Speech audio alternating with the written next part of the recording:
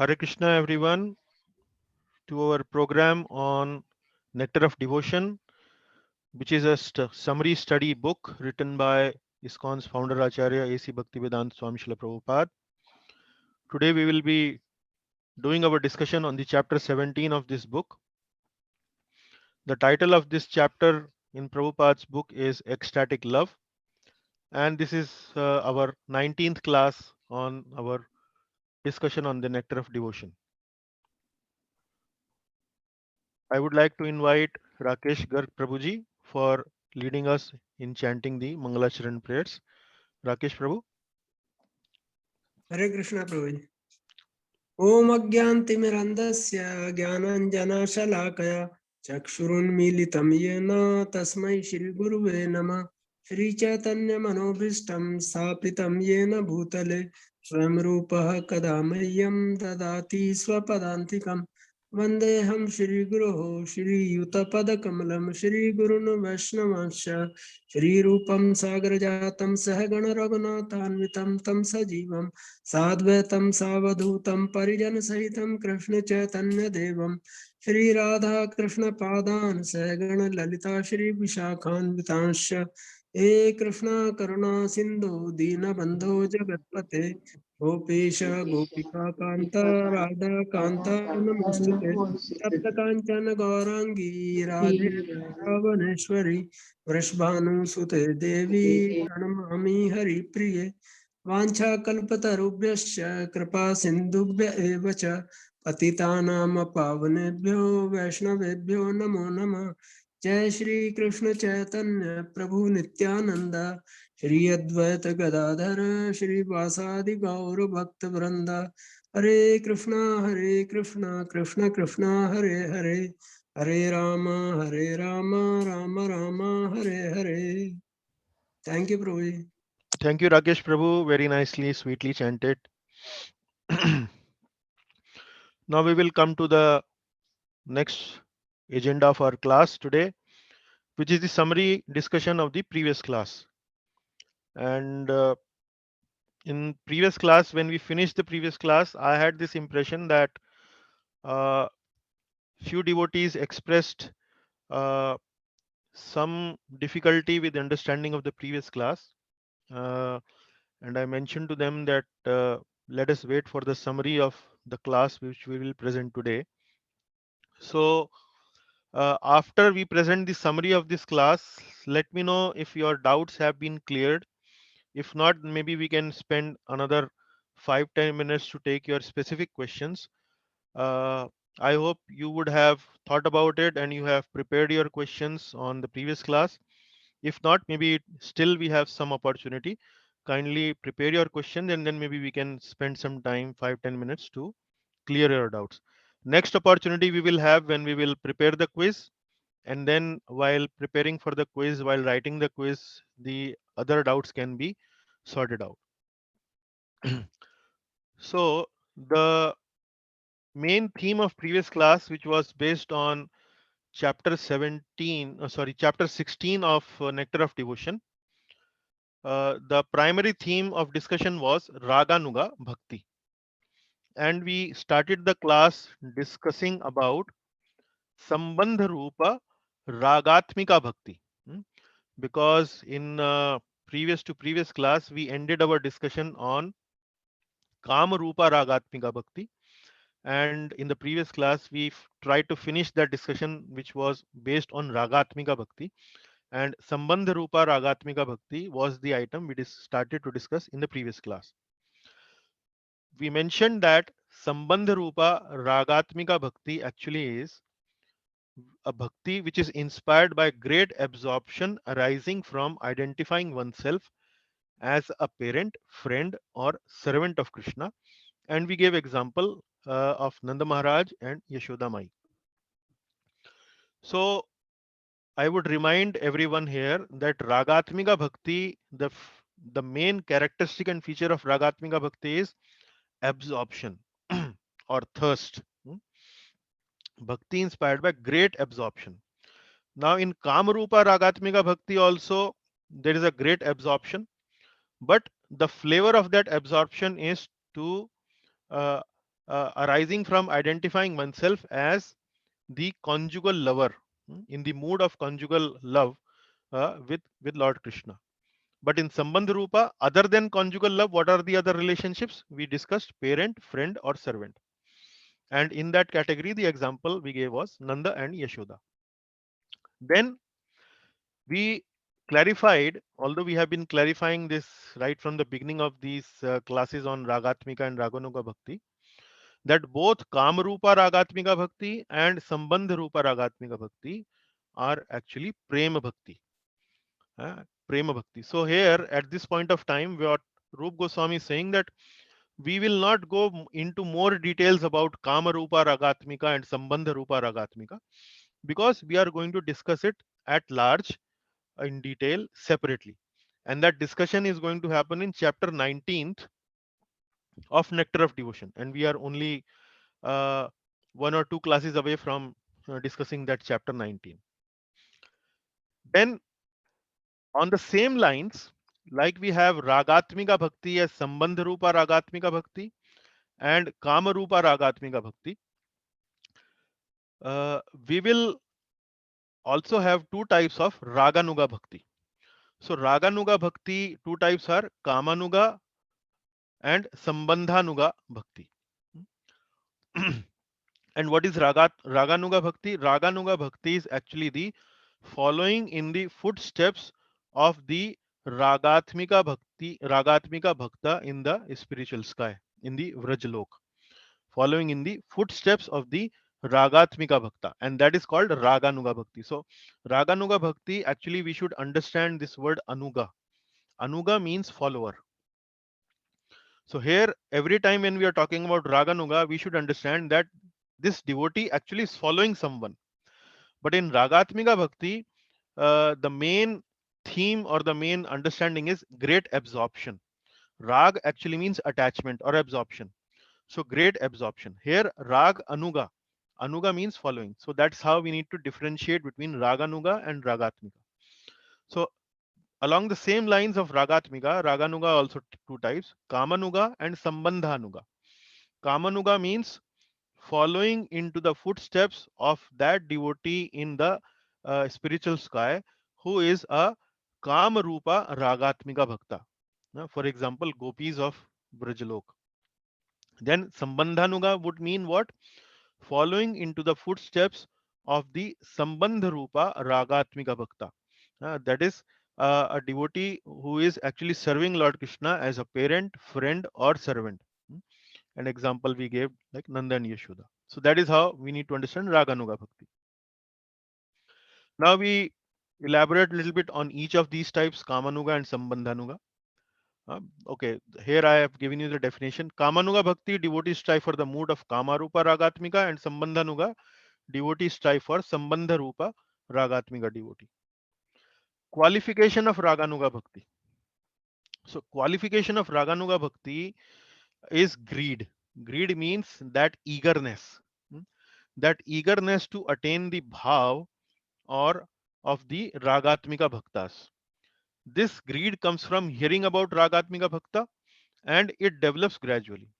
Now we need to contrast Raganuga Bhakti with Vaidhi Sadhan Bhakti. In Vaidhi Sadhan Bhakti, the greed is not there, the eagerness is not there. It is simply out of obligation. The devotee tries to follow the scriptures, the rules of the scriptures, and that's how Vaidhi Sadhan Bhakti is done. But Raganuga Sadhan Bhakti, there is a spontaneous love, there is greed, there is some eagerness. Why?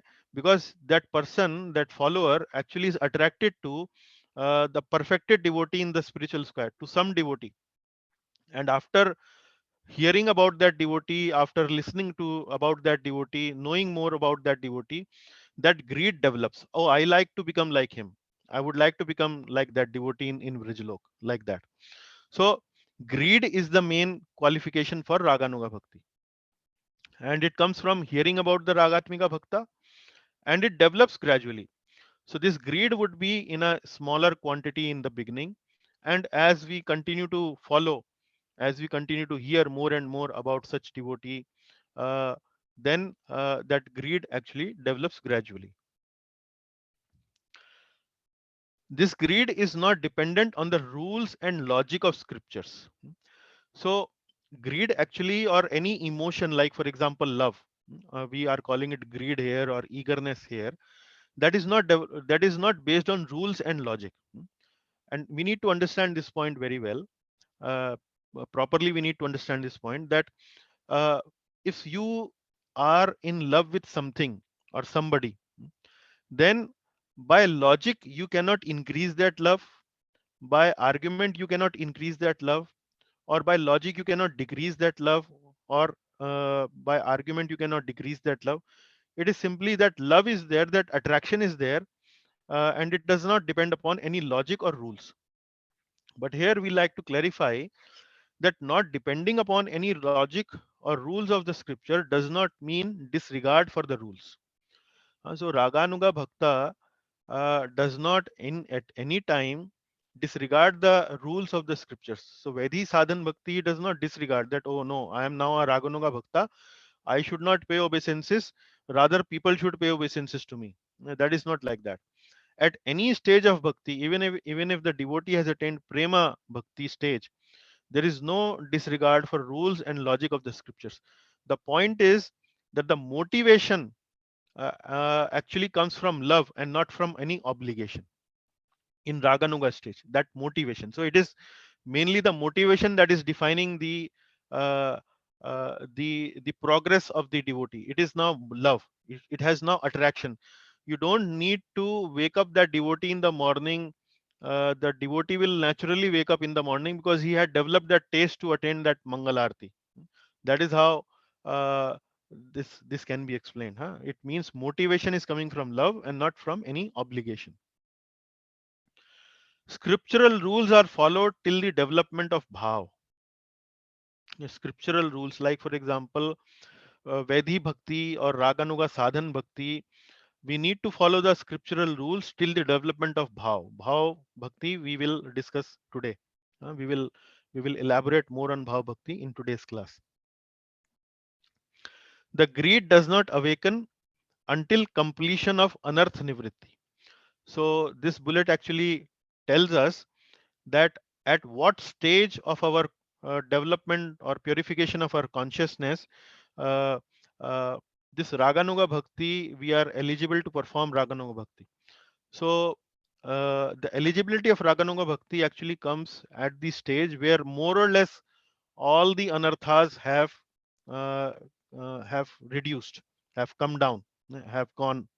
The greed does not awaken until completion of anartha nivritti. So anarthas by and large are gone, and then this greed manifests. That greed manifests at that stage.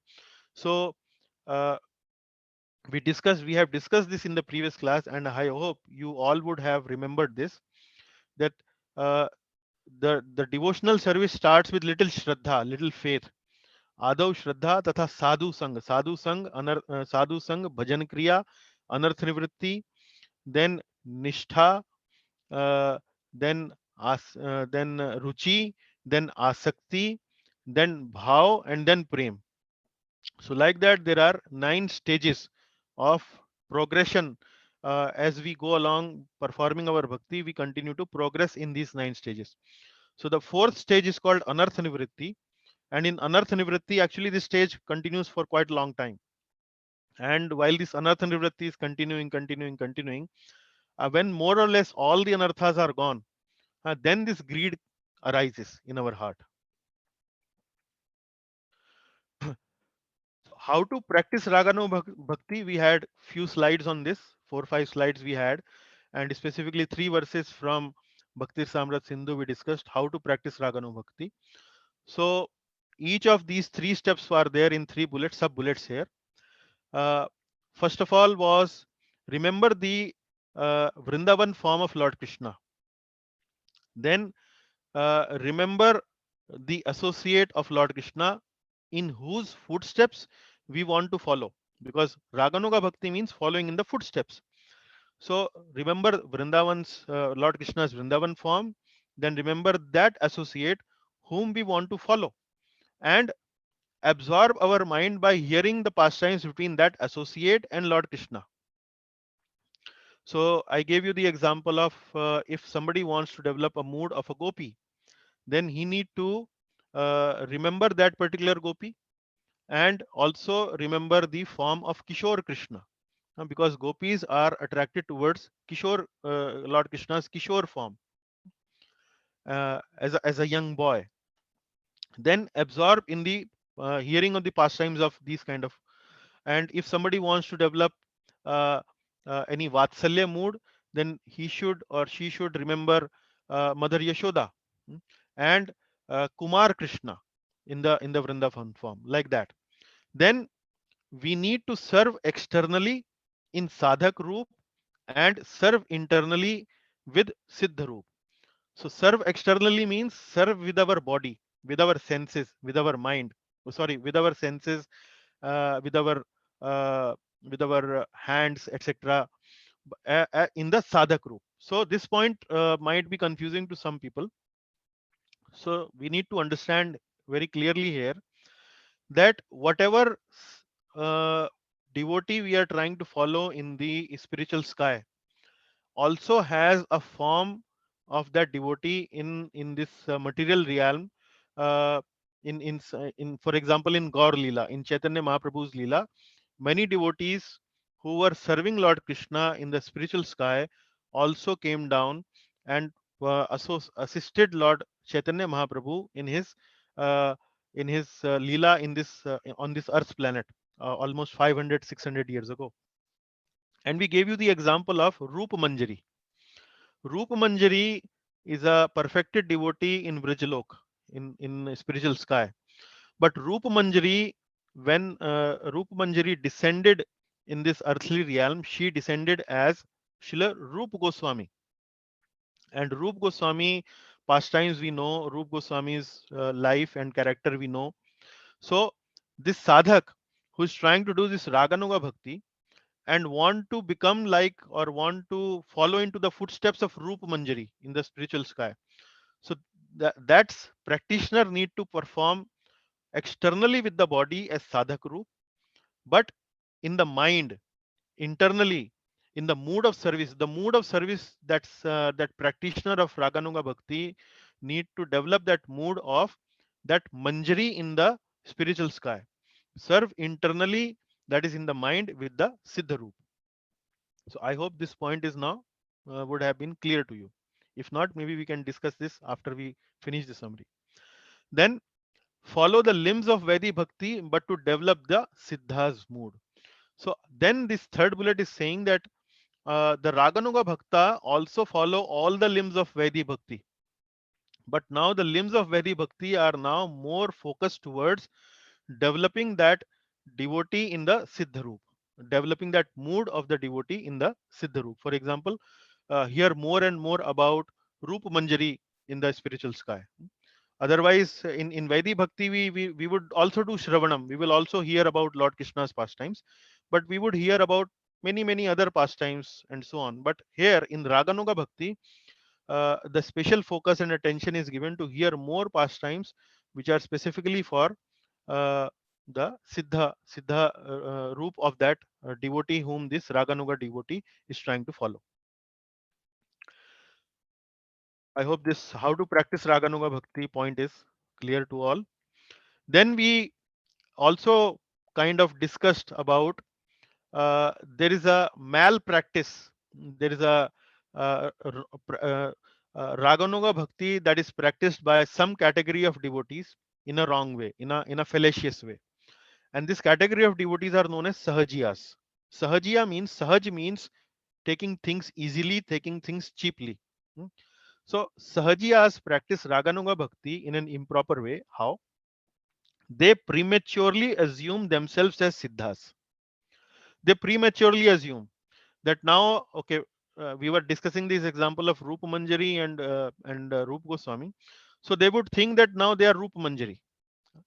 Actually, the Siddha Roop actually grows. The mood of Siddha devotee grows gradually. but they think that they have become Roop Manjari now. They are perfected Roop Manjari. They have perfected the mood of Roop Manjari now, at that very moment. Although they are in the beginning stages or whatever, they prematurely assume themselves as Siddhas. They ignore the Sadhak Roop completely. They don't give any regard to the Sadhak Roop. That is the uh, practicing externally, how you need to practice. They completely ignore that. So they think themselves as they are siddhas, and they would start behaving like that.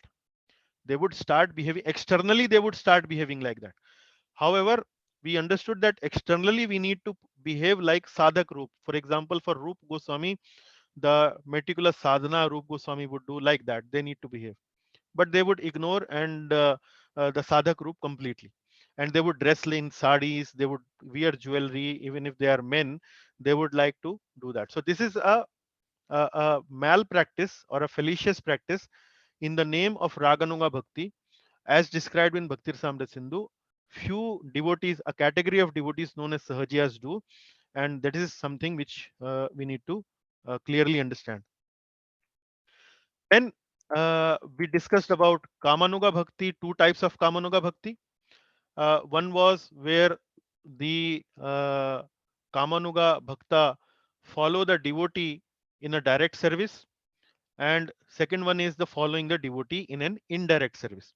Now, follow the devotee in direct service, we gave the example of gopis. So the technical word for follow the devotee in direct service is sambhog ikchamai. For example, like the gopis come in direct contact with Lord Krishna. Directly, personally, they would serve Lord Krishna. But in indirect service, what happens is, the example is the manjaris. So what does the manjari do? The manjari assists the gopis in the service of Krishna. Also, manjaris would observe how the gopis would be serving Lord Krishna. So by seeing the ecstasy they are getting by serving Lord Krishna, they also feel ecstatic. So this is one is indirect service and another one is direct service. Then qualification of Kamanuga Bhakti. We discussed that how Kamanuga Bhakti is practiced. The practitioner would focused focus their mind on the deity of the Lord, where the deity is, for example, Radha Krishna deity or Krishna's deity with some gopi. So they will worship that Radha Krishna forms, and while worshipping that Radha Krishna form, they would derive that kind of pleasure, that how there is a sweet relationship between Krishna and Radha.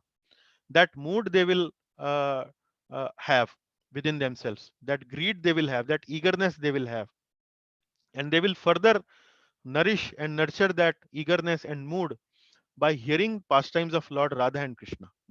That is how the Kamanuga Bhakti is.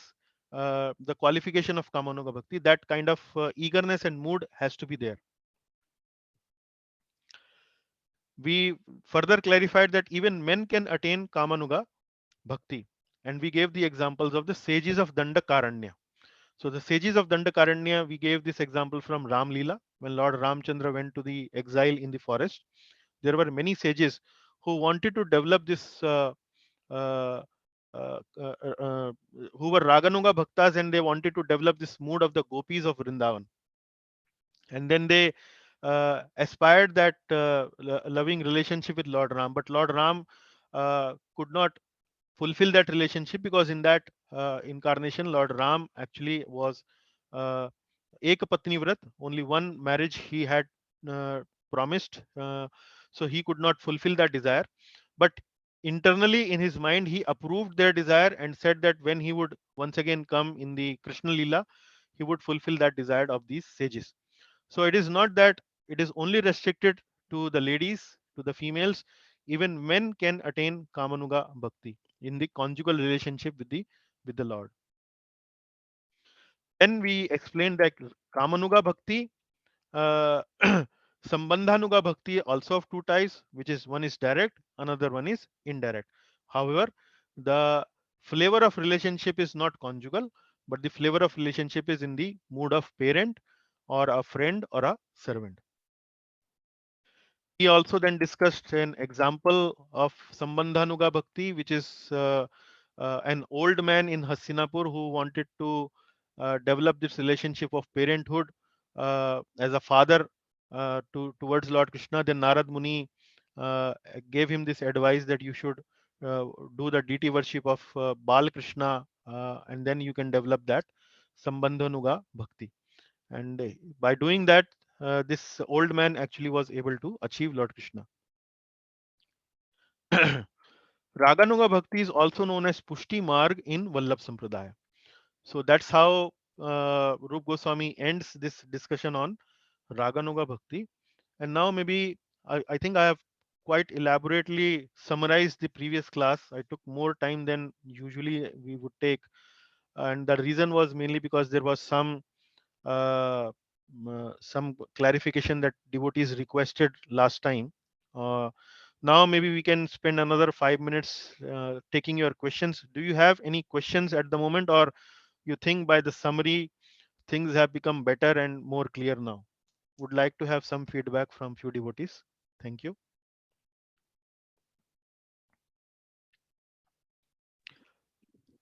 Clear, Any Prabhu. confirmation?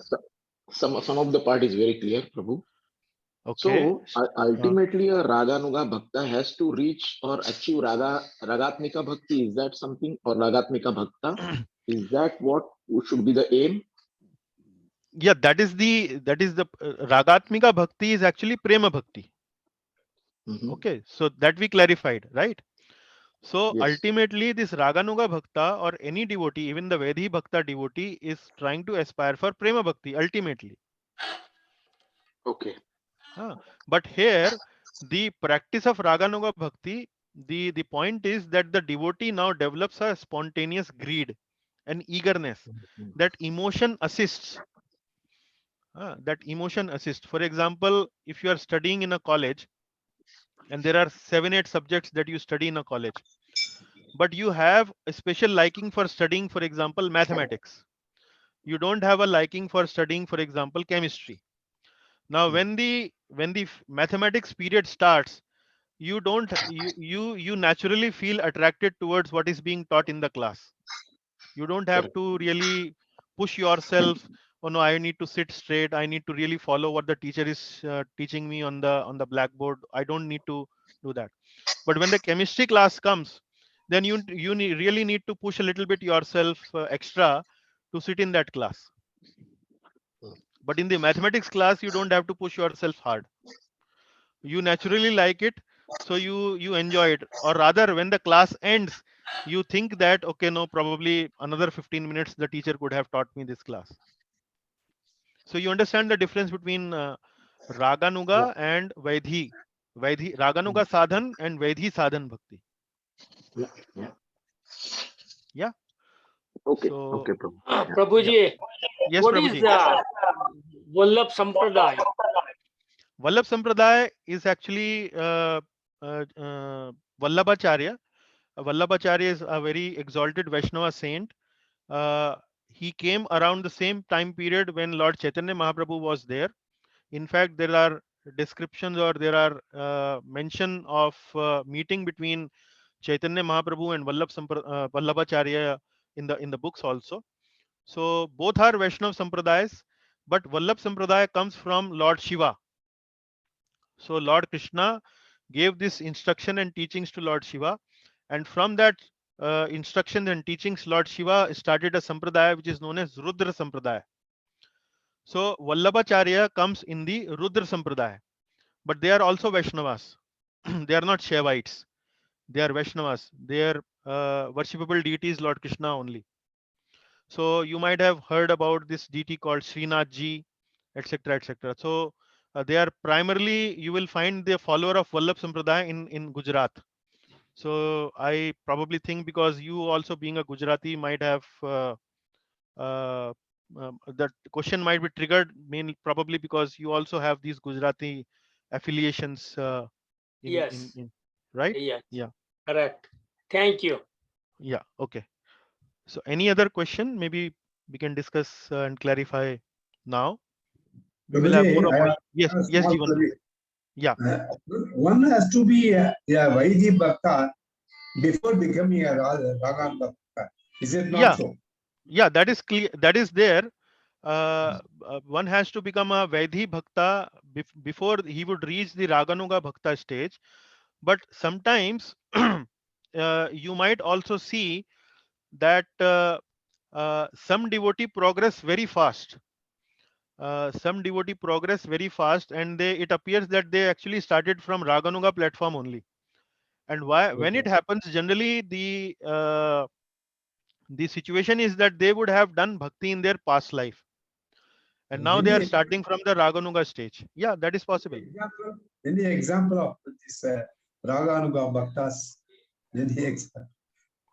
I have to check for the examples, but today also we will discuss some examples from Bhava Bhakti, which you will understand of different examples. Uh, I think in the previous class, I will check and let you know, Prabhu. I will Okay. check and let you know. Otherwise, I have to spend some time searching for that specific No. case. Okay. Not Yeah. necessary. Yeah.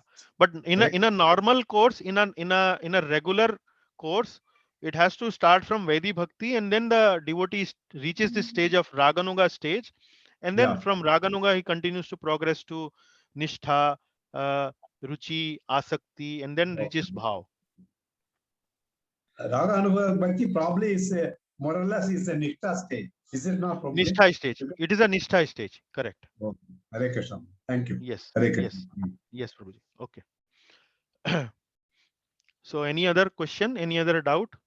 Uh, I hope it is clear more or less all the points. These are exalted subject matter. We may not have direct experience of these things, but at least theoretically we can understand. It is not difficult from a theoretical perspective. Maybe from realization perspective, identifying ourselves with what is being taught, it may not be possible for us, but theoretically I think we can relate to it. Okay, looks like devotees are not asking any questions, and I assume that the subject matter is relatively more clearer than it was in the previous class, and I will take this liberty now to start the fresh topic of this particular class. So we will skip some of these slides which we have discussed many times in the past, and now we'll tell you where we are in the Nectar of Devotion. We are on chapter number 17, and we are discussing today Bhava Bhakti. And the translation for this chapter title Srila Prabhupada has given in Nectar of Devotion is Ecstatic Love. And while discussing this Bhava Bhakti, we will primarily take help from the verses of Bhakti Samrat Sindhu. And you would see here the Vaidhi Bhakti has finished, the Sadhan Bhakti has finished, which was primarily the second chapter. And now we have started our discussion on Bhava Bhakti, and the third wave of this Eastern division of Bhakti Samrat Sindhu has started. So it has only 24 verses, and we will finish 24 verses, all the 24 verses today only. Maybe we may have to exceed our time limit a little bit, but I think we can finish it today. Although this slide gives you the flow chart or kind of a breakup of chapter 2, but I've still used the same slide to tell you that we have finished our discussion of Uttam Bhakti, then Sadhan Bhakti, then Vaidhi Sadhan, then Raganuga Sadhan till chapter 16. But now we are now moving towards Bhava Bhakti in this particular class. Okay, so a little warm up, a little introduction. So as I mentioned, we are embarking upon our discussion on the chapter 16 of Nectar of Devotion, which is a summary study of the third wave of Bhakti Samrat Sindhu, and this addresses the topic of Bhava Bhakti. The chapter 2 has described Sadhan Bhakti, the purpose of which is to awaken Bhav or ecstasy. So if you go back to your notes or to the classes that we have already delivered, when we had discussed about Sadhan Bhakti, So in the discussion of sadhan bhakti, we mentioned that we do this sadhan bhakti, the purpose of which to awake bhav, awake this ecstasy, that ecstatic feeling of love towards Krishna. That love or that ecstasy is the purpose for sadhan bhakti. In this book, in this particular chapter, chapter number 3, wherever bhav bhakti has been discussed, at many places you would see, while Srila Rupa Goswami is quoting various verses from Srimad Bhagavatam and other places, uh, it is actually mentioned as rati. So Rupa Goswami also mentioned in the 13th verse of this third wave or the third chapter of Bhakti Rasamrita Sindhu that uh, bhav is also known as rati. So there is a synonym for bhav as given in other literature also. And Rupa Goswami is clarifying here that in this verse rati actually means bhav, and because the word rati has been used to mention bhav in different literature, like in Natya Shastra, in Puranas, etc. I am also using the same word as rati also in this book also in Bhakti Rasamrita Sindhu. So that is what he clarifies here. Okay, so we will start uh, directly from the definition and characteristics of Bhava Bhakti. First of all, we will start with the definition of Bhava Bhakti. And there are 5-6 slides only pertaining to the definition of Bhava Bhakti. So uh, kindly pay your full attention to understand this definition. Very interesting definition. And the verse, the very first verse of this third wave, the third chapter is something like this. Shuddha sattva visheshatma prema suryamshu samya bhak रुचिभिश्चित्त माश्रण्या कृद असौभाव उच्यते कृद असौभाव उच्यते. So the fourth line is easy, which is saying that such bhakti is called bhav or rati. But let us try to understand the meaning of first three lines in the Sanskrit words. The first line is Shuddha Sattva Vishesh Atma. It says the distinguishing nature of bhav is unadulterated goodness. Shuddha Sattva Vishesh Atma. Atma means the very nature, the very essence of Bhav Bhakti is what? The very essence of Bhav Bhakti is Shuddha Sattva. Now, by your study of Srimad Bhagavad Gita, we already have uh, discussed elaborately on Sattva Guna. And when we discussed about Sattva Guna, we mentioned that the devotee actually has to cross over the sattva guna also and has to actually come to the transcendental goodness. So sattva guna is material goodness, but transcendental goodness is known as shuddha sattva. Here it is said unadulterated goodness. So while we were discussing about sattva guna, the material mode of goodness, we discussed that we have to cross over this material mode of goodness. Although mode of goodness is something which is desirable, which one should develop in their life as practicing sadhak, as practicing devotee. But there is one difficulty, one problem with material mode of goodness, and that is that while practicing that material mode of goodness, sometimes uh, uh, the practitioner develops this feeling of superiority.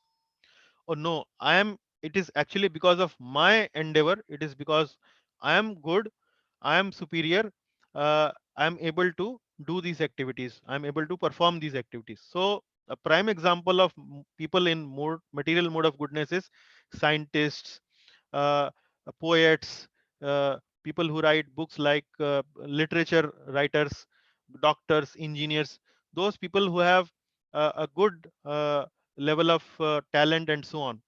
So while doing various activities in their life, they tend to think that it is only because of their endeavor they are able to do it. So this superiority complex, this superior feeling of superiority is the adulterated goodness.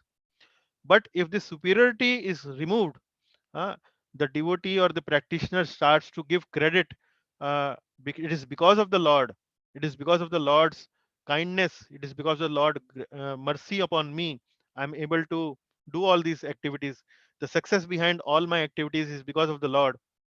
That is actually giving credit to the Lord. This is something known as shuddha sattva, unadulterated goodness. So the distinguishing nature of bhav is unadulterated goodness, and we will discuss more about this shuddha sattva in coming slides. But for the time being, understand unadulterated goodness. It is even beyond the material mode of goodness, sattva guna. Then prem suryamshu samya bhak. Prem suryamshu samya bhak. What it does is, what it means. Bhav is a ray of sun of prem, which will soon rise in the heart. So we have known what is Bhava Bhakti, and we also have heard about Prema Bhakti so far. Now there is a comparison given here. A Prema Bhakti has been compared to a sun, but Bhav has been compared to a ray of that sun. What does it mean? It means that Bhava Bhakti, in Bhava Bhakti, that love of God, that love for Lord Krishna has already started, has already begun. And that is why it is known as a ray of sun.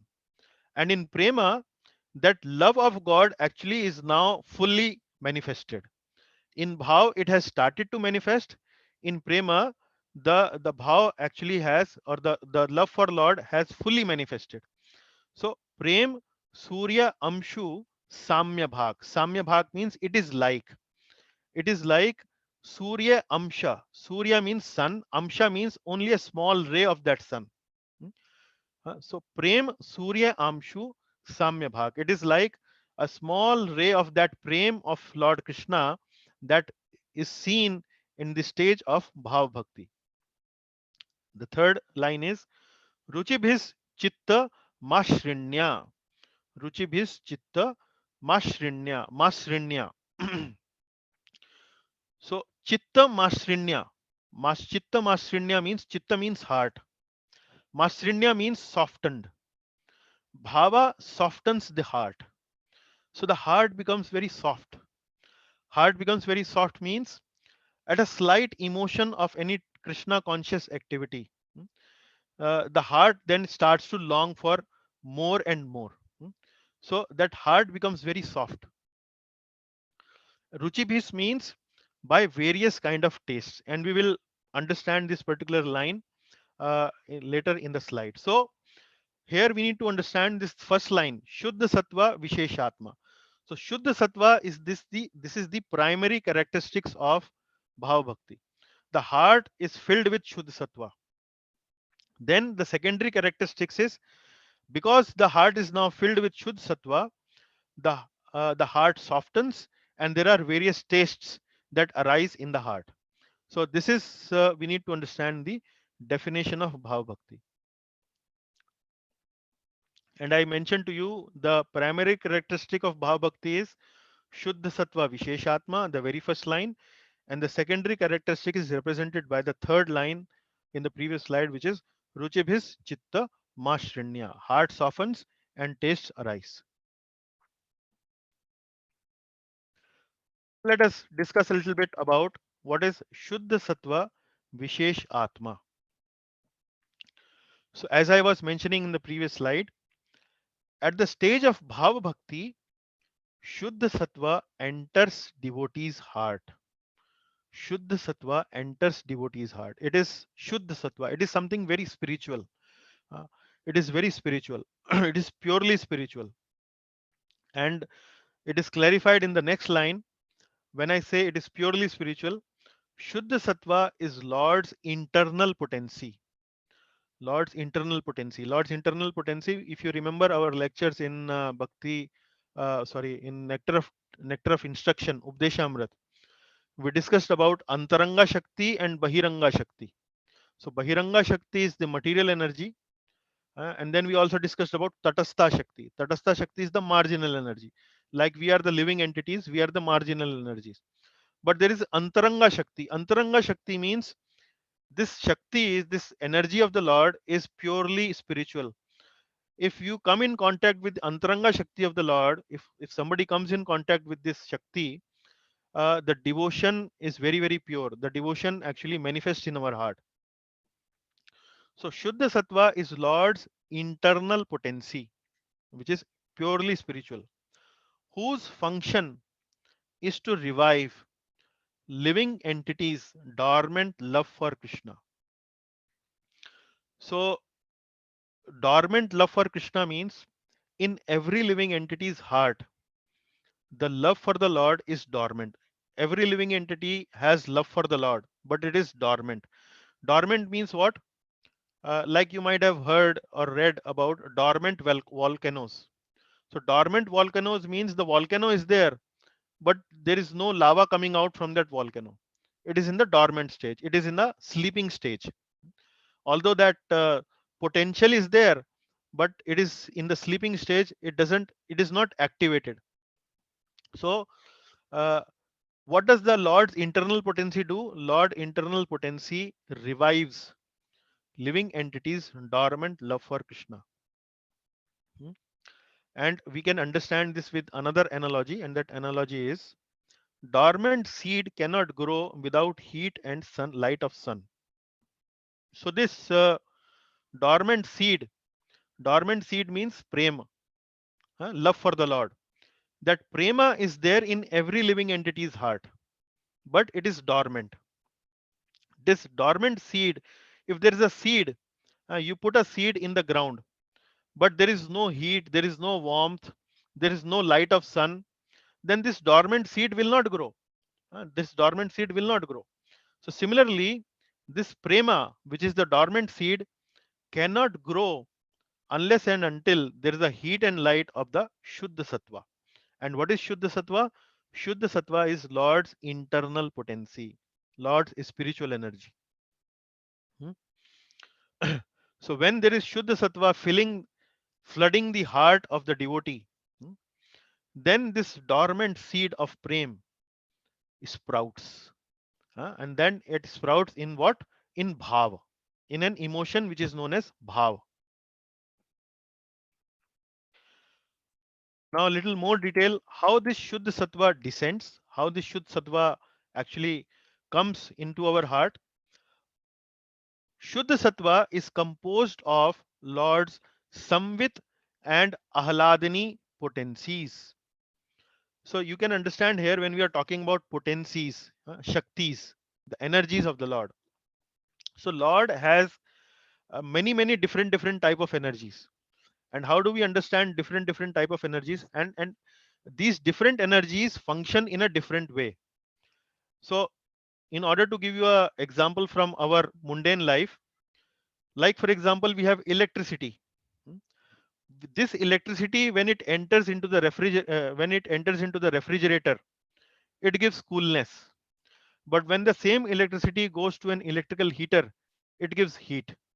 So the same electricity, the same energy is giving you two different type of results. One, it is used for heating, another it is used for cooling.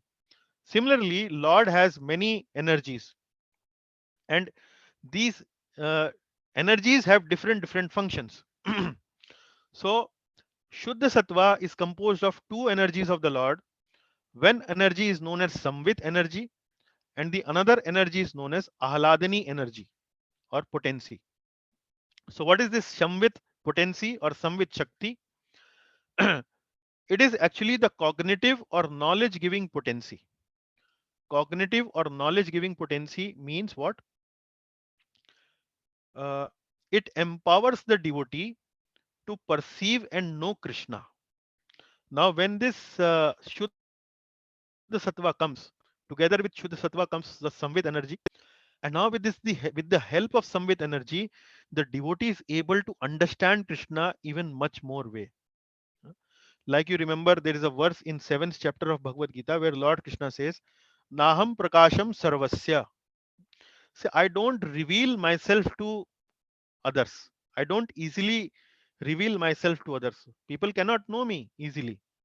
Uh, So, but After the regular practice of Vedi Bhakti or other sadhan Bhakti, one fine day when the Shuddha Sattva comes in our heart, it together brings with the Samvit Shakti. And with that Samvit Shakti, the devotee is now able to understand Krishna in a much more way, much more understanding, much more knowledge about that Krishna. Oh, my Lord is like this. Oh, my Lord is so merciful, like that. That intensity actually grows, empowers us to perceive and know Krishna. So this is Samvit Shakti, cognitive or knowledge giving potency. Similarly, we have Ahladini Shakti. Ahlad actually means joy, affection, devotion, emotion, like that. Ahladini Shakti. It is affectional potency. Affectional potency. You start feeling love for the Lord, affection for the Lord, devotion for the Lord. That that intensity of love actually increases, empowers us to fully manifest blissful love of Godhead. Because now this bhava has entered into our heart, this ahladini shakti has entered into our heart. We really long for this ahladini shakti. We really long for this kind of emotion. And with this emotion, we desire more and more emotion to manifest in our heart. So that is ahladini shakti. So coming back here, Shuddha Sattva is composed of Lord Samvit and Ahladani potencies. Samvit is cognitive or knowledge giving potency. Ahladani is affectional or devotional potency. Devotion giving potency or affection giving potency. So that is the understanding of Shuddha Sattva. Now, when the potency for cognition and affection combine in the heart, one can begin to fully relish Krishna as the supreme object of love. Like for any activity we do, in order to completely relish that activity, we also need the knowledge of that activity and we also need some affection for that activity. For example, sitar, playing sitar. In order to get full joy and full relish of playing sitar, one need to know how to play sitar, and by playing sitar, that person should feel lot of joy, lot of affection after playing that sitar. Then only the full manifestation of love or full manifestation of that joy, full taste for doing that activity will arise in our heart. Similarly, when this Shuddha Sattva comes, which brings together with it Lord Samvid and Alhadani potency, we can know Krishna much better. When we know Krishna much better, and with the ahlad, with the affection that comes in our heart, we would like to love Krishna more and more. The knowledge is also there, and that ahlad, that affection is also there. So that full taste actually comes or manifest in our heart. Now we move to the, so this was the, as I mentioned, Shuddha Sattva was the primary characteristic. Shuddha Sattva Visheshatma is the primary characteristic. Now we move to the secondary characteristic, which is Ruchibhis Chitta Masrinya. This is the secondary characteristic, and in this characteristic, the heart softens and give rise to various tastes. What does softening of heart means? Soft heart is one which is easily moved or changed by emotion due to Krishna conscious stimulation. Due to Krishna conscious stimulation. Stimulation means what? For example, uh, like we may give example from Lord Chaitanya Mahaprabhu's life. So Chaitanya Mahaprabhu, whenever he would travel, sometimes he would see a river, and whenever he would see the river, that river will stimulate remembrance of Krishna or remembrance of Yamuna river. And Chaitanya Mahaprabhu would run towards that river and would want to jump in that river to associate with the Yamuna river, to associate with uh, the devotee of Lord Krishna, which is river Yamuna. To associate with that river, he would want to jump into that river. Although Chaitanya Mahaprabhu is an exalted at the level of topmost level, it is the Supreme Lord himself, but just to give you an example of what does stimulation would mean. So similarly, people may get stimulation in different ways, like chanting of Lord names.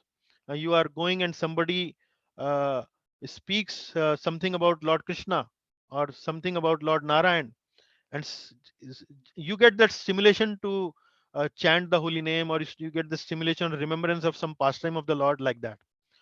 So a soft heart is one which is easily moved or changed by emotion due to some Krishna conscious stimulation. So this is actually means the softness of the heart.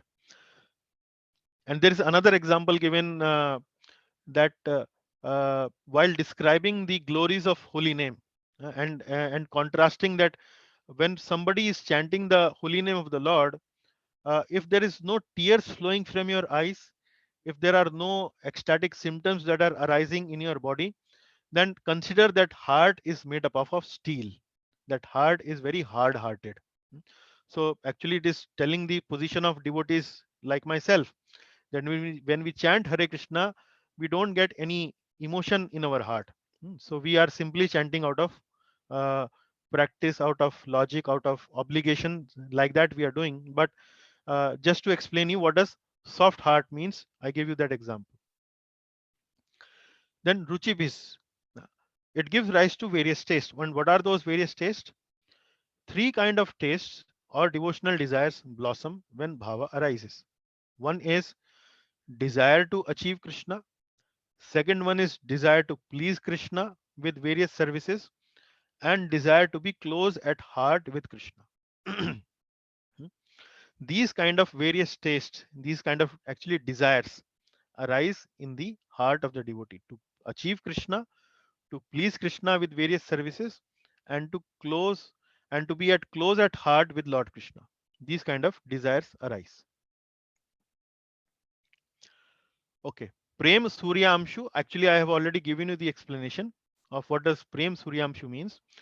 And as I mentioned, we will just read this bullet points. Bhava is a ray of the sun of Prema. Prema means love of Godhead.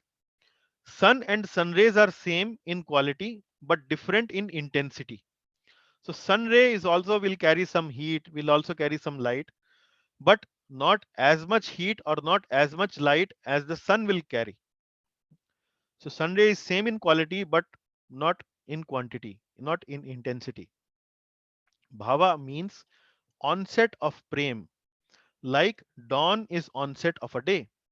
So when the sun is about to come in the sky, uh, before it arises on the horizon, we actually see some light, some stroke of light, some orangish, pinkish kind of a hue on the sky, and that is what we call as dawn. So bhava stage is something like dawn of prema. Before the sun is actually coming to fully manifest in the sky, there is some uh, dawn like stage that comes, and bhava is that dawn. And during the day when the sun is fully manifested on our head, that is known as prema. This analogy also tells us another point, that when one has achieved bhav, then full light of prem will manifest quickly, because the moment we see dawn, the moment we see the sun has started to come, we know that soon the sun will manifest in the sky. It will not take long, the sun will soon come. Oh, now the dawn, it is dawn time, sun is going to come maybe in another 15 minutes, another half an hour, and so on, like that. So that is the point. When one achieves bhava, full light of prema will manifest quickly, that is for sure. Why? Because it is already filled with ahladini shakti, it is already filled with the knowledge of the Lord. Now it is very difficult to go back. It is very difficult to go back, because the living entity would naturally like to relish that taste. The prema will manifest very quickly. Definition and characteristics of Bhava Bhakti. Now we will talk a little bit about the characteristics of Bhava Bhakti. We are now already done with our first verse, which was the definition of Bhava Bhakti. We now talk about the characteristic, and we are talking now about the second, third, and fourth and fifth verse of this third wave of Bhakti Samrat Sindhu. Bhava is the preliminary state which is known as Prathamavastha or a sprout of prema. In that stage, few symptoms of ecstasy such as tears, ashru, and hairs standing on end, pulaka, manifest. So when the bhav arises, the devotee show external body symptoms, start to show external body symptoms. And two of these symptoms are mentioned here. In the advanced stage, you will see more symptoms, and that we will discuss in the coming chapter of Prema Bhakti. But here in the Bhava Bhakti, those bodily symptoms also start to manifest. And two symptoms are mentioned here: the tears start to flow from the eyes. Also, the hair on the body starts to stand on the end. It is known as pulaka. Now there is one very nice sweet bhajan. Gaurange bolite habe pulaka sharira. Hari Hari bolite nayane babe nira. There is a very nice sweet bhajan which Gaudiya Vaishnav sings.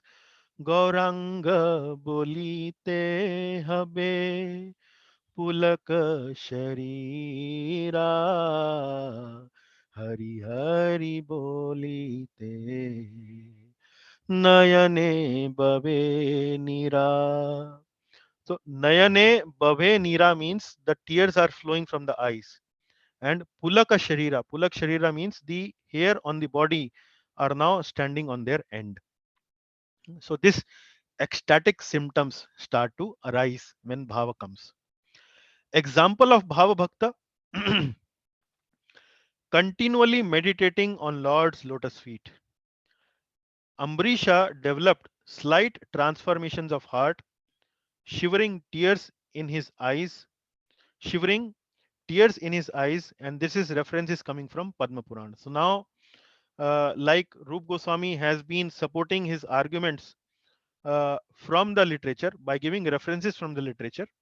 Here, uh, uh, here he is giving example of Ambarish Maharaj and saying that transformations were seen in Ambarish Maharaj, and what were those transformation?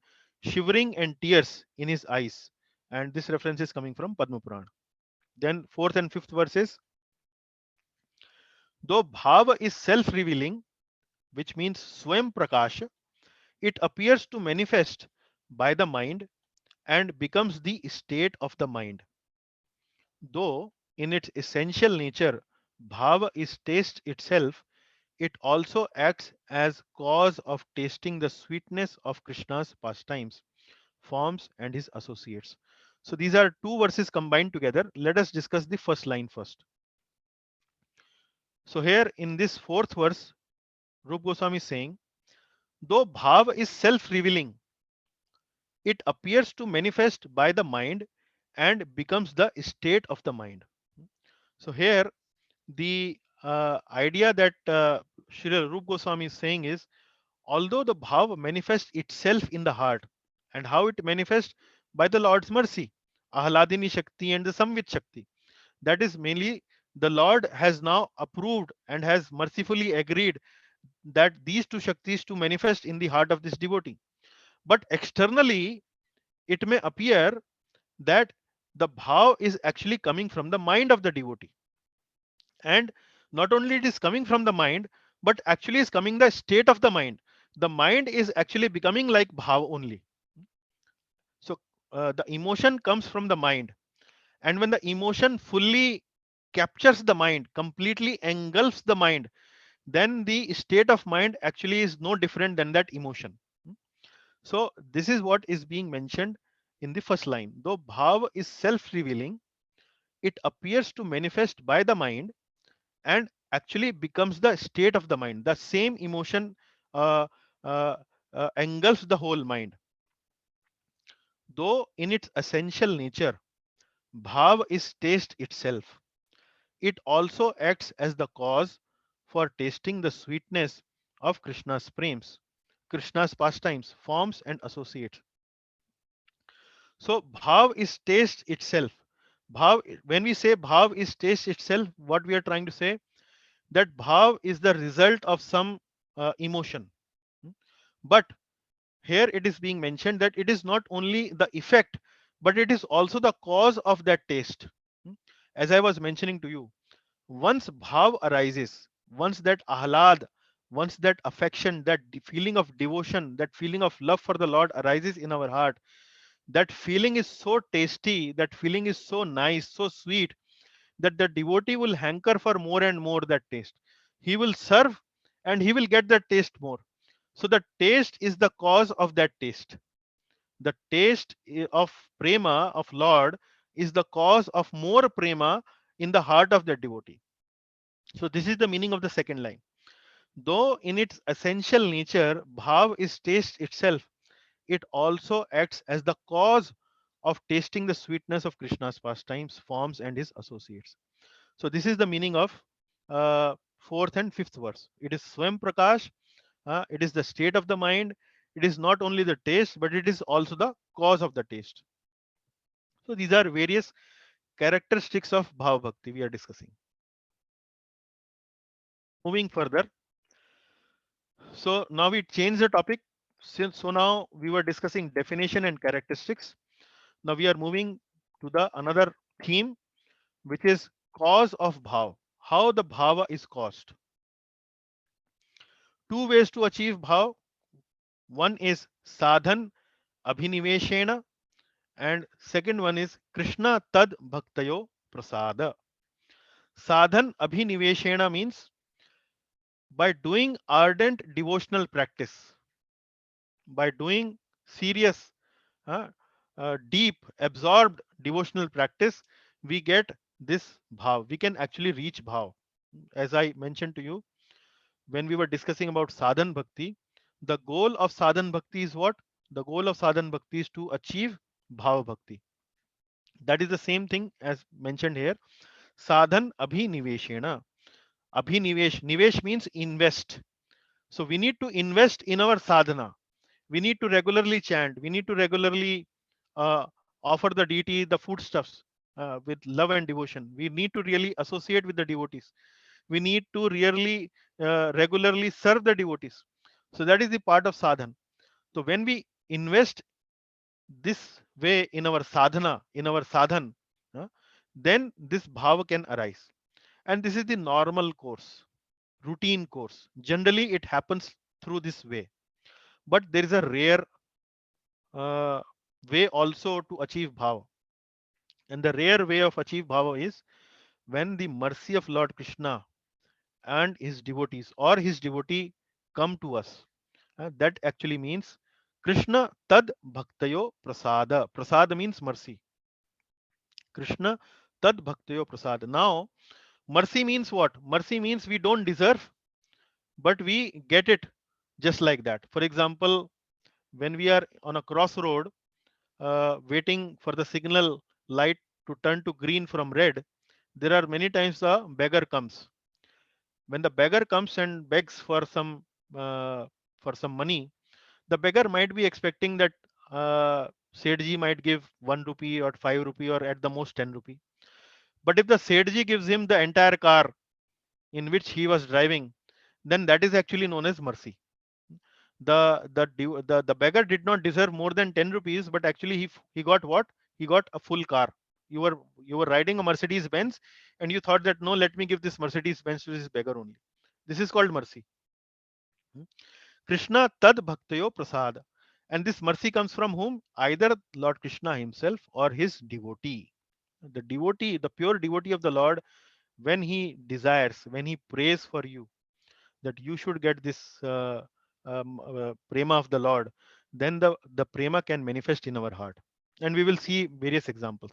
This sadhan aviniveshana means the practitioner actually practiced for many years in his life, or not only many years, probably many lifetimes uh, in his journey towards his prema bhakti.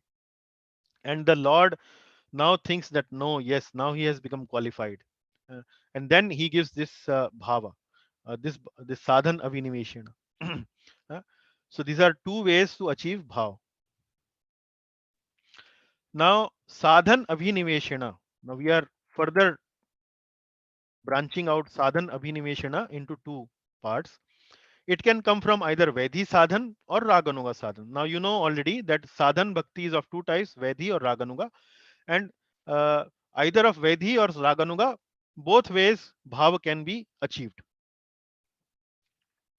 Now examples are given, various examples by Rup Goswami. In the 11th verse of this uh, chapter, Rup Goswami has given the example of Narad Muni. So as we discussed, it can come from Vedhi sadhan or it can come from Raganuga sadhan. So first let us see the example of Vedhi sadhan, bhava arising from Vedhi sadhan. Example. I hope you recall the story of Narad Muni. Narad Muni in his life was a son of a maid servant, and this maid servant was very, very poor. Narad Muni father wasn't there, she was a widow, and she had very less resources, very, very poor lady. So one day, Bhaktivedantas, pure devotees of the Lord, come to take shelter in their house. And in the association of Bhaktivedantas, this lady serves the Bhaktivedantas very, very sincerely. And Narad Muni also, uh, because these Bhaktivedantas have come to their house following his mother or out of obligation, out of duty, Narad Muni was also serving these Bhaktivedantas. Not only he was serving these Bhaktivedantas, he was also hearing Krishna Katha from them and so on. And then uh, by doing these activities, the bhava arose in the heart of Narad Muni. So this is the example given here. In the association of Bhaktivedantas, who mercifully, Anugraha, gave him permission to hear Krishna Katha, Narad Muni in his past life heard Krishna's topics and became attracted. By listening to them attentively, his bhava for Krishna appeared, and later prema appeared in him, and the covering of passion and ignorance are vanquished. So when we will discuss our probably not very far away now from now, in the very first canto we will discuss the story of Narad Muni in great detail, and that time you will know more details about the story. But suffice it to say that Narad Muni did not have any eagerness, did not have any spontaneous love for the Lord, but it is only by following some rules and regulation, by obligation, he was obliged to serve these people, and by their association, he developed this bhav. So that is the example of how bhav has arisen from Vaidhi sadhana. Example of Narad Muni from Srimad Bhagavatam.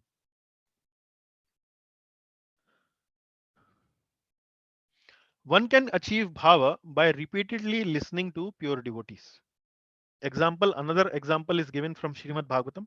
So in the previous example was of Narad Muni. Here, example or reference is given from Srimad Bhagavatam, where in the third canto of Srimad Bhagavatam, in 25th chapter, Lord Kapil Dev is giving instructions to his mother Devhuti. And while giving instruction to his mother, Kapil Dev speaks the following verse. In the association of devotees, Krishna Katha is pleasing to the ear and the heart, and by this one gradually develops faith, rati, and prema.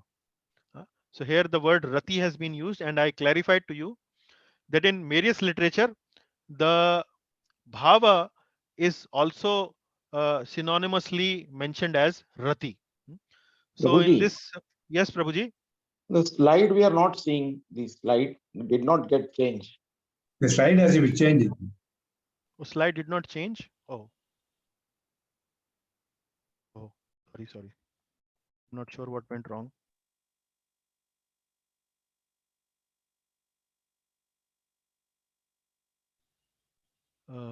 Let me share once again.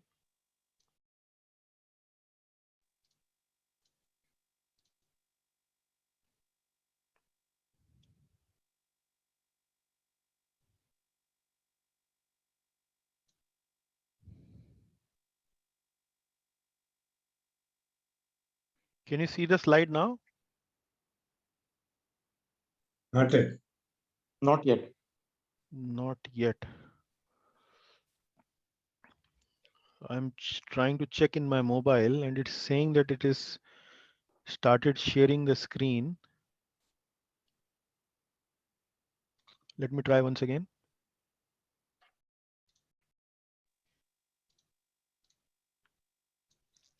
It says you started sharing, but we don't see anything. Yeah, I can also, because I have also logged in into my mobile and I can figure out what you are seeing there. Yeah.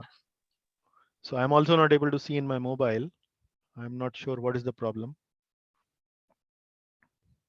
Internet connection seems to be okay.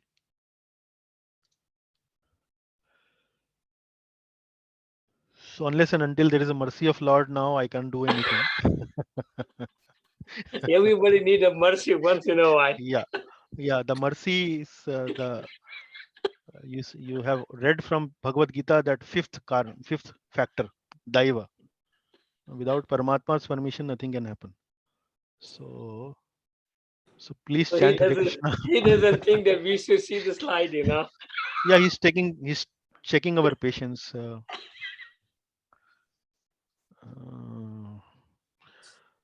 What to do?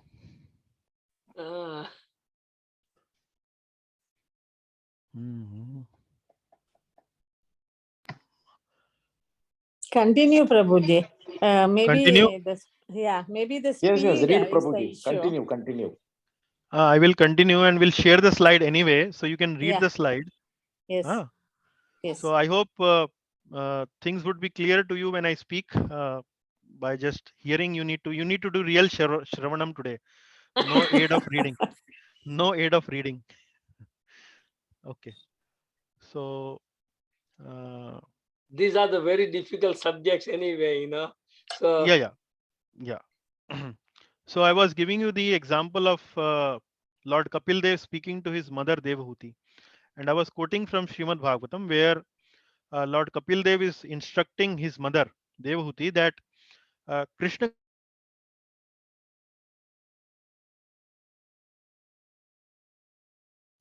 can gradually develop. Cannot hear you, Prabhu. Yeah, now your voice is gone.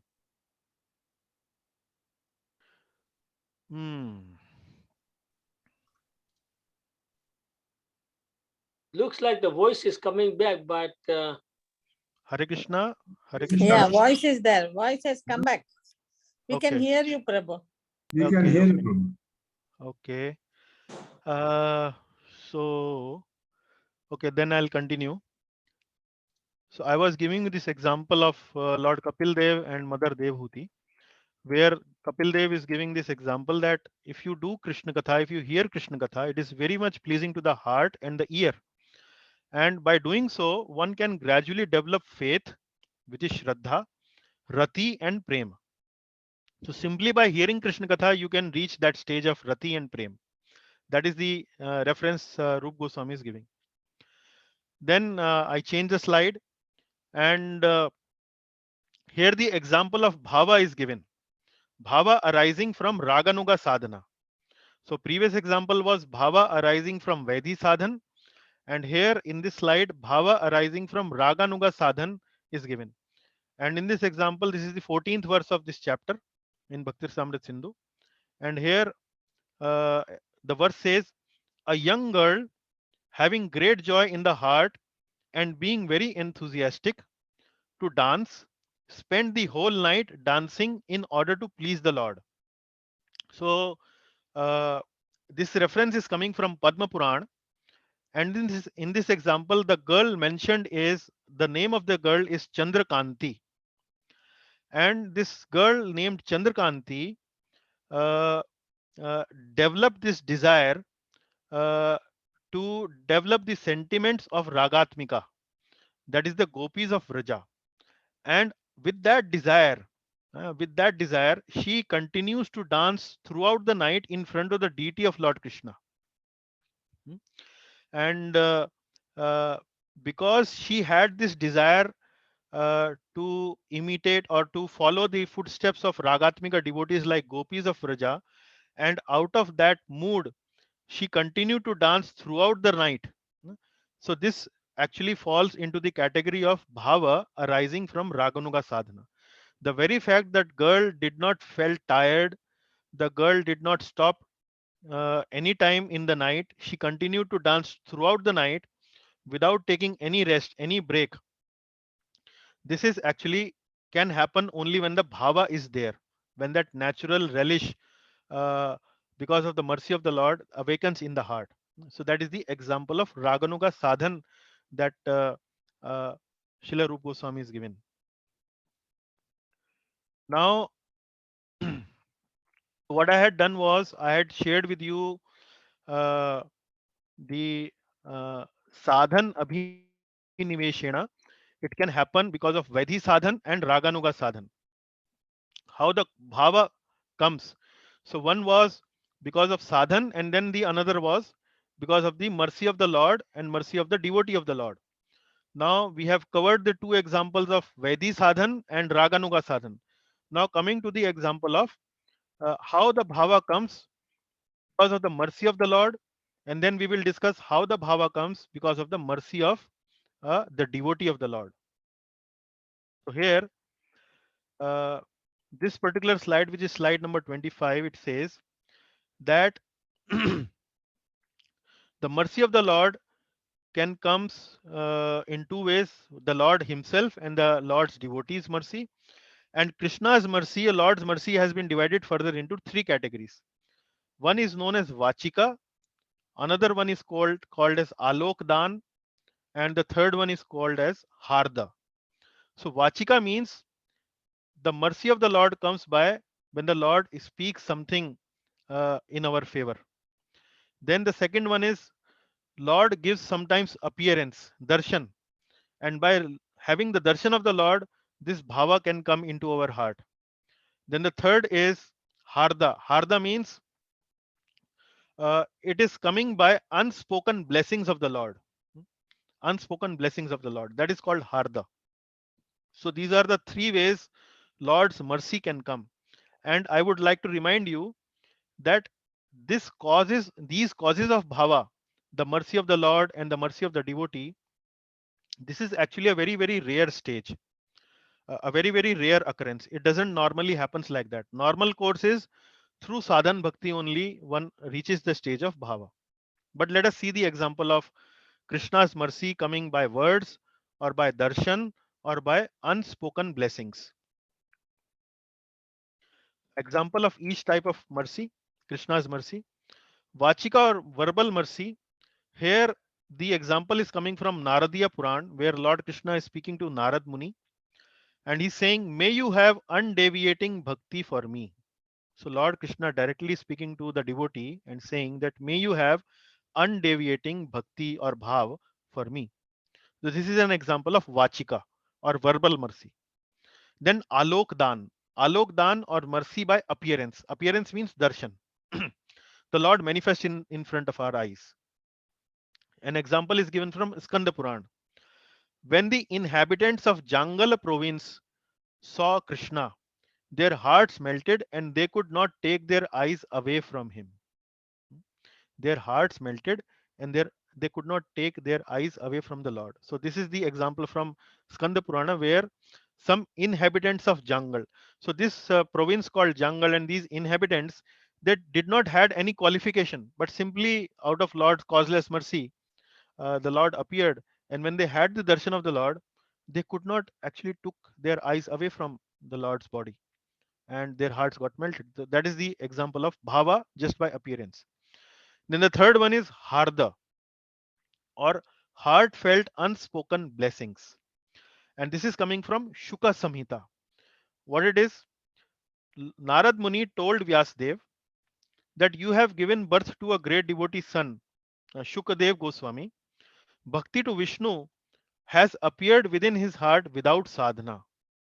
So Shukdev Goswami, when he was in the womb of his mother, uh, at that moment only, while he was in the womb, that he achieved bhava stage.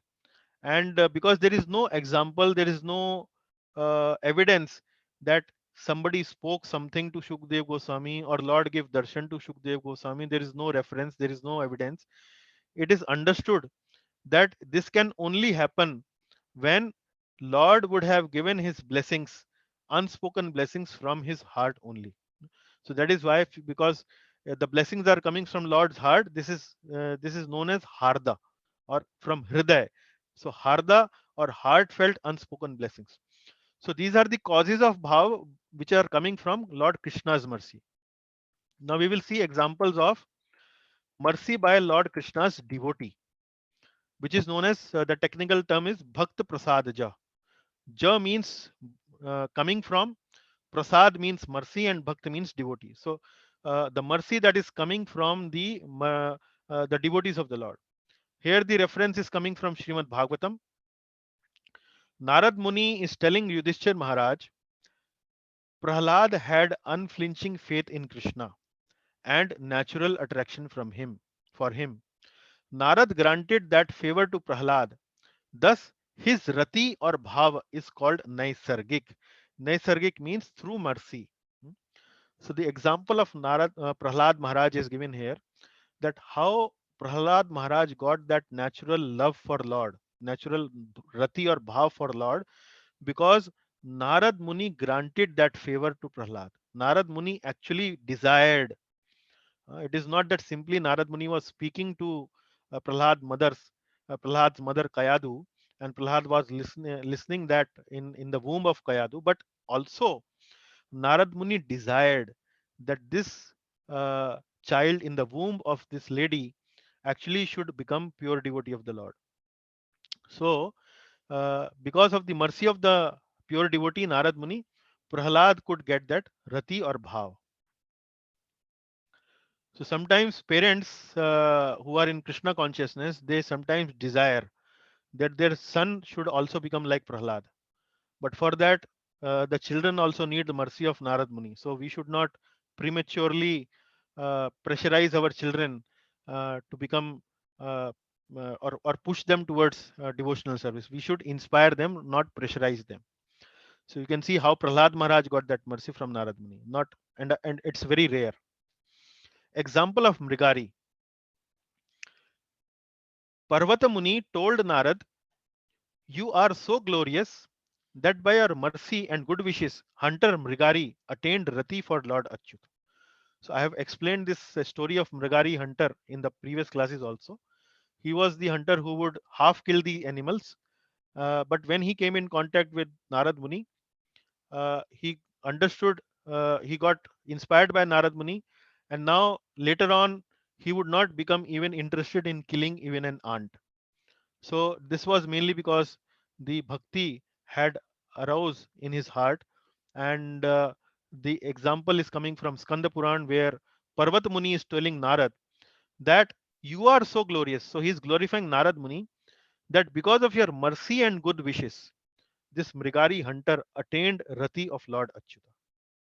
So we discussed the causes of bhava, how it can come from sadhan bhakti, which is the normal route, how it can also come from Lord's mercy.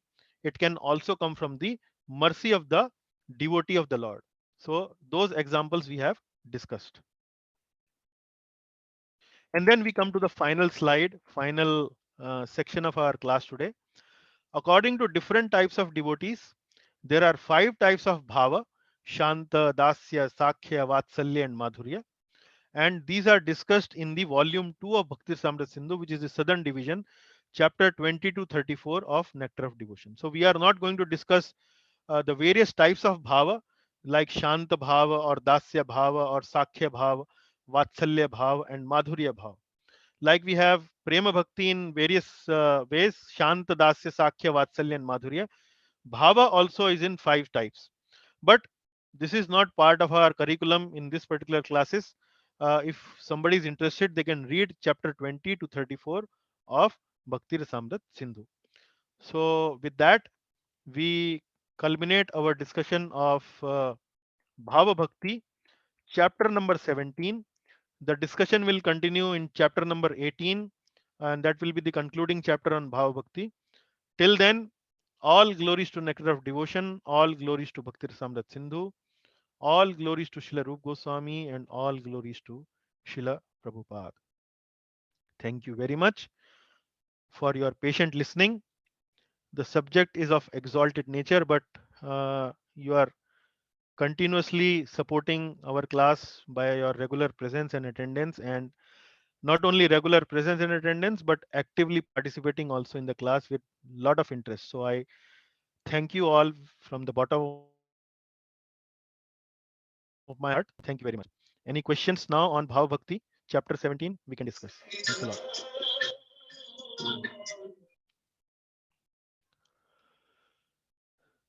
Was it clear? Was it too difficult or understandable?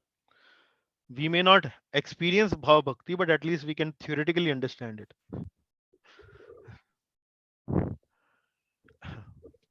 Yeah, this was clear, Prabhu. Very nice. This was clear? Okay. Yeah, yes, this was clear. Happy to hear that. It was clear from you.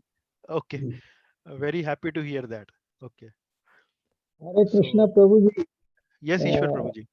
a lot of things to assimilate and absorb. Actually, the process of absorption itself is an exalted one.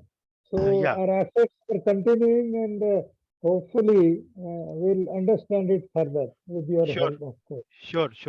It's But- always easy. It's always easy when you are explaining something.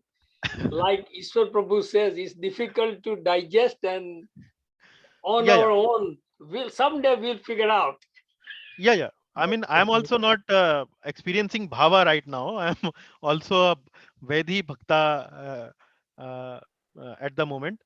And I'm also trying to understand the subject matter and trying to go deeper into it by teaching and by my own study and so on. And you are really helping me, all of you, by your continuous support to the class. So that really helps me also to go deeper Hare into this. Krishna, Yeah. Yes, Prabhuji. Dandavat. Dandavat, Prabhuji. It's excellent as always. Guru is always excellent. All glories to you.